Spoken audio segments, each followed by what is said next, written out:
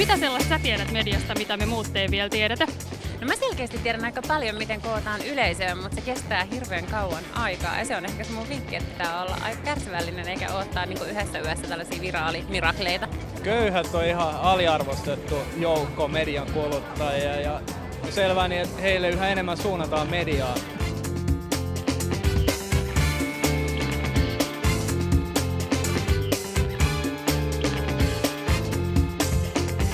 Mikä ehkä välillä unohtuu on se, että sellaiset mediat, joiden sisällöstä ihmiset on valmiit maksamaan, on sitten sanomalehti tai aikkari tai Netflix, niin eihän niillä mitään hätää ole.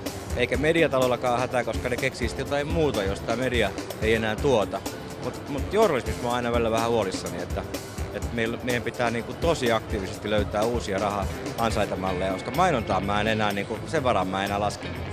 Mä oon miettinyt viime aikoina, että eikö Suomeen todellakaan mahdu yhtä oikein korkeatasoista politiikkaan ja talouteen ja kansainvälisiin asioihin keskittyvää lehteä. Saa nähdä, minne se mittari, ikään kuin bensamittari kallistuu, laadun vai paskan puolelle. Itse asiassa tulee olemaan niin kuin 2 mittaria. Siellä on 2 tämmöistä tikkua. On laatutikku ja kakkatikku. Ja kumpikin tulee voittamaan. Ja se, mikä minusta on kaikkein kiintoisinta, kyllä liittyy näihin mainosverkostoihin ja ohjelmalliseen ostamiseen. Ja siihen niin kuin mä näen joka päivä, miten valtavalla vauhdilla se kasvaa.